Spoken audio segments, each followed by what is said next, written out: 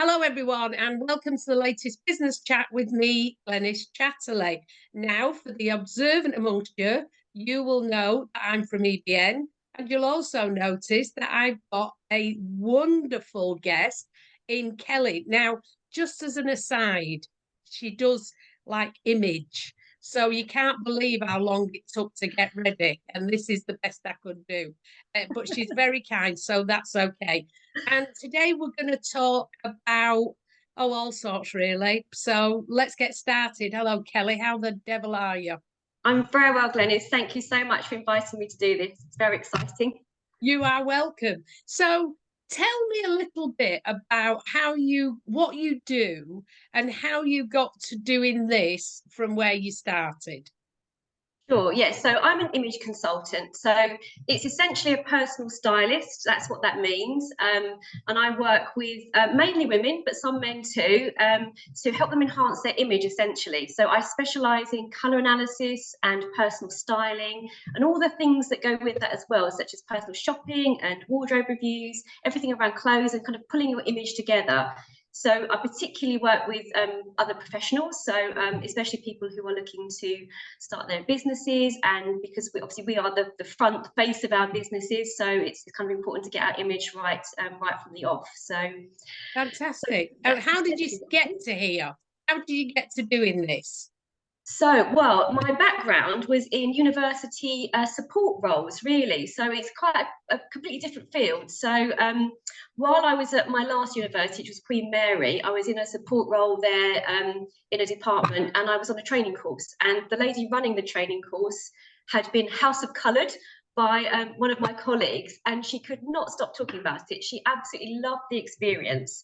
And as I found out more about it, a sort of little light bulb sort of went off in my brain. I thought, oh, it just so encapsulated all the things that I really love, sort of clothing and style. And I just found out more and more about it and discovered that actually you could train to do this even at my age then. And it was something that actually it just, when just something just really captures your imagination. I just thought I really need to find out more about this. So that's where it all started from. Fantastic. And how long have you been doing this as your business? Yeah, so I joined House of Colour in 2019. So at that time, I joined with the original franchise owner, who has since left the business to become the managing director of House of Colour, and I bought her franchise last year. So it's almost like I've had another sort of a restart of the business. So obviously 2019 was we didn't quite know what was going to happen to us then, did we, back then? So it kind of we went into quite a little bumpy period for a while. So yes, it was lovely to then to be able to come through that and work with Claire, who was the original franchise owner, and gradually take that over from her. And now I'm working as the owner of House of Colour Upminster and Brentwood. So it's been fabulous. Fantastic. How wonderful. And is there a moment when you're with a client where you can sort of see a light bulb going on, or when does that, if it happens, when does it usually happen? Yeah, so that's a really interesting question. So often that happens in the colour analysis session. So they come to me often because they're not quite sure what to choose, because we have so many colours out there when you go shopping. It's very hard to kind of pinpoint the right ones for you.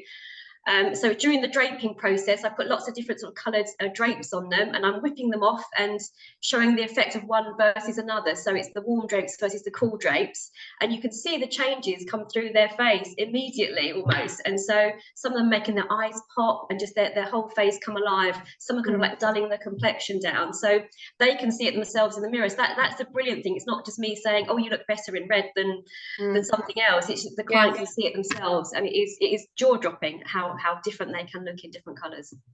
Wonderful.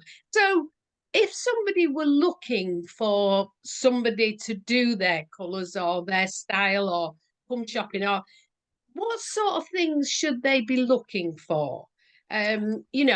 What sort of 3 questions might they ask of a potential supplier of that? And of course they come to you first, of course. Well, of course. So the very important thing to know about colour analysis is that it doesn't work particularly well online. So it can be done online to a certain level, but there are some colours that just don't translate very well across the screen. So I would always say have it done in natural daylight. So to find a consultant who can do it during the day in natural daylight, so where their mirror is placed in front of a window so the light is coming through, because some clients can be particularly difficult to analyze and you can't sort of see the subtle differences unless it's in sort of full daylight, really. So Right. that's the first thing. So it's important to kind of, I guess, check the training of the consultant, because that will kind of tell you how they've trained and the best way to do it, really. Within House of Colour, we operate with a geographical kind of like franchise location sort of business. So it's always best to go to your nearest one. So if that's not me, I would be recommending a colleague who would be their closest one to go to, which is it's absolutely the way to do it. And then I think just do some research and just be wary of the sort of the TikTok analysis. It's become quite popular now on TikTok, where you put your face against sort of like a screen in the background, and that's supposedly showing you your best colours. And it will give you, you know, something, but it won't give you the full picture at all. No. Okay, that's great. And I suppose is it all ages that come to you? You've said you do mainly women, but some men. But is it all ages who come to you? Very much so, yes. So, I mean, even from little kids. So I've done, I think the youngest person has been age 6, so which has been Oh, it's been lovely. And then up to ladies in their 80s. So it really is the full spectrum. So I mainly work with women sort of in their 40s and 50s. That tends to be the sort of age range that gravitates naturally towards me. But actually, anyone can have it done. Absolutely anyone. and I suppose you would, over a lifetime, need to have it done a few times, because I know as I've got older, I have quite pale skin, but as I've got older, it's gone even paler. Well, not So my, necessarily, actually. oh, That's an okay, interesting one, Glenys, because if you have it done properly, we're looking at your natural undertones, and this is why it's best to have it done in good lighting, because right, actually we're not looking at the surface colour, we're looking actually what's underneath, and that's what the precision of the draping process and the colours that we're comparing actually pull out the undertones rather than the surface colour of your skin. So it doesn't matter, you can have it done when you're age 6, and if it's done properly, those are your colours. You it'll might last you a find, lifetime. yeah, you might find within your spectrum of colours that certain colours are better for you than others as you get older or as things change. But generally, your palette stays the same. Fantastic, that's really good. So it's not that thing where once you've got them, they have to keep coming back for a top up as they get older. No, so there are things we can do. So you could Yeah, have, so my hair has gone naturally grey, as you can see. So I could have a colour re-rate, which would be looking again at my palette and looking at the best colours within it. So that might be an option, but that's not a full colour analysis again. That's just a kind of a re-rated system. yeah, There's yeah. also an advanced colour, which means it's another way. It's almost like if the colour is your GCSE level in the Yeah. colour analysis, then the advanced colour is kind of like a more in-depth look at your colours and how they combine well. So you can imagine within a palette there's 36 colours. How many combinations you can derive from that set of colours? It's hundreds. So yeah, it's always good to. There's always something that they can do. Yeah, fantastic. And so, sort of relatively new to business, I think I could reasonably say.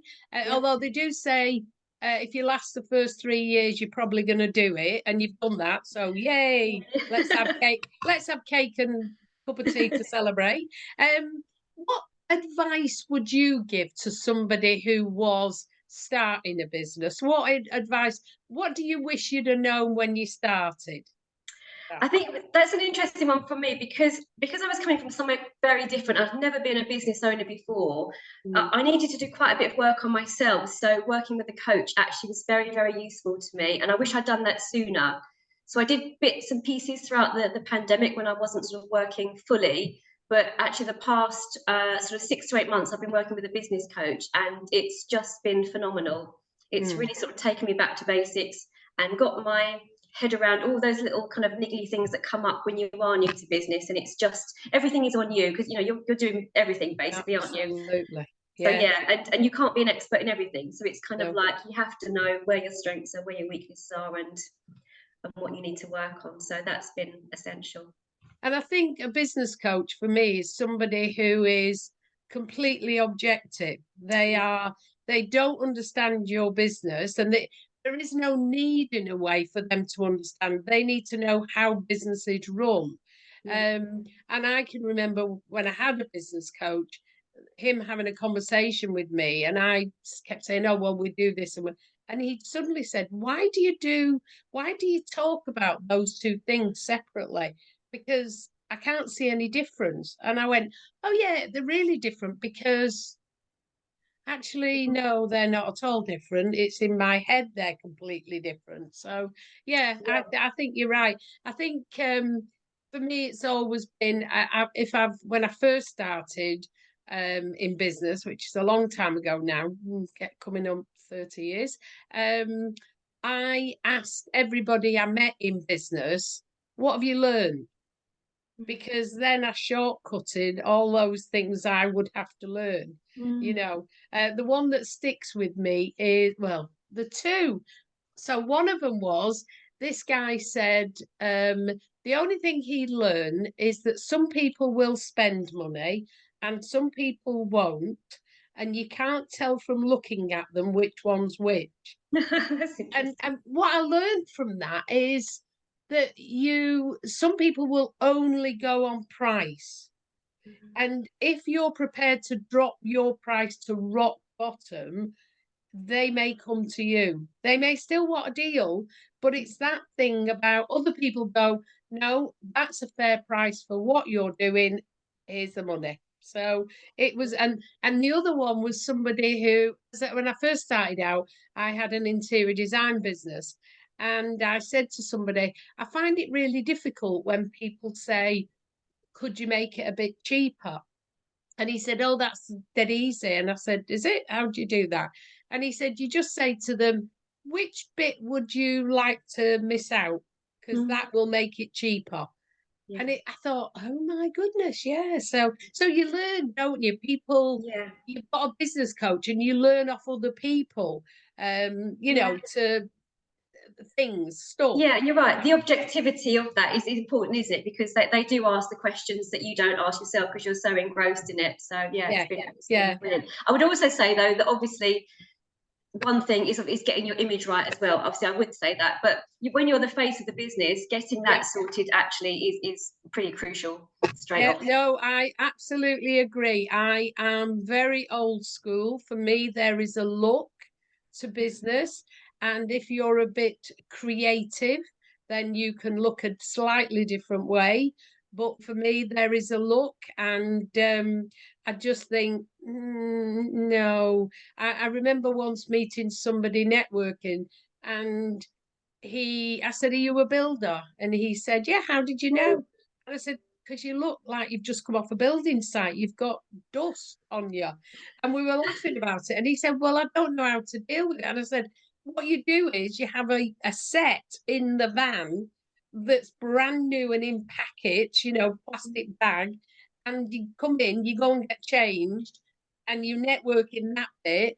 And then you go back and you get changed and you go back on site." So, but yeah, yeah, don't get me started on image. Yeah, That wouldn't be productive. So, I think we um, make assumptions, don't we? That's the thing. We make assumptions based on what people are wearing. So yeah. yeah, and it's somebody once said, if you want to sort of have customers who look like this, then dress like that, because then you will be more acceptable. They will see you as one of their tribe almost, So yeah, it's tricky, these getting customers and keeping them and all of that stuff. I think of your business as sort of, in the nicest possible way, as sort of playtime. You can have, it's a fun thing that Mm. people can do. And I'm guessing you have things like gift tokens and stuff like that. Yeah, People can buy for presents and all of that sort of stuff. yeah. There's vouchers. Yeah, so Yeah. often, yeah, they get bought for special birthdays and Christmas anniversaries, things like that. So there's always Mother's Day. That's another good one as well. So yeah, that's when they tend to come to me for a gift voucher. Yeah. And what about the men who come to you? What route do they take to you? Often it's through their partners. So yeah, so not that they've identified something that needs adjusting, but actually often it's the partner has to enjoy the experience so much that they want their husband or boyfriend, whoever, to come and experience it as well. So that's where the joy kind of gets spread often. It's through having someone coming and finding it so transformational. So no, I mean it is fun on the one hand, but it is transformational as well. So that's what clients kind of often take away from it. And then that's where I get those lovely referrals, because they just can't wait to share it with their friends or partners. And that's just brilliant. That's fantastic. So when you're not doing this, and as I say, it's sort of playtime, but when you're not doing this, what do you do in your spare time? I'm never happier than when I'm potting around the garden. So I'm not very effective as a gardener, but I just love being out there, moving things around, digging in the dirt and listening to a podcast. So that's my happy time. So I love that. So obviously I wear my colours when I'm doing it. I'm not just Of in course, any old thing, but coordinating wellies. Yeah, yeah, I coordinating love it. wellies. Yeah. Yeah. I've got my garden outfit. I once knew a model, so that's a different story in my life, but I'll tell it you someday. I once knew a model who did hand, that's what her thing was, and she loved gardening. So what she used to do was put her fingers in soap before she went in the garden, and then all her nails were covered in soap so that she could make her hands were clean, even if the rubber gloves broke or her gardening gloves broke.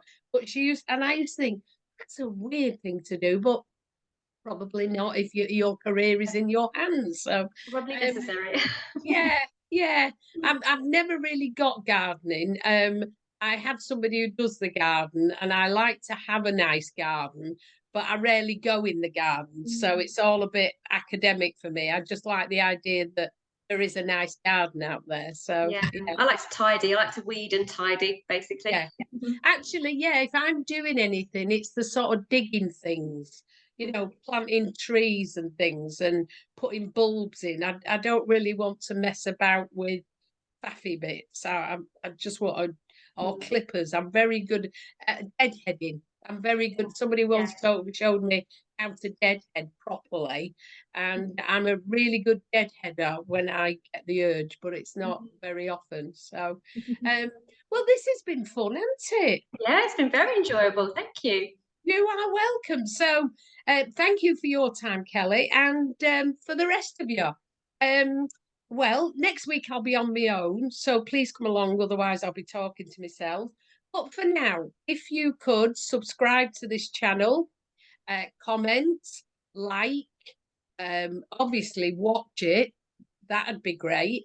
And also tell your friends.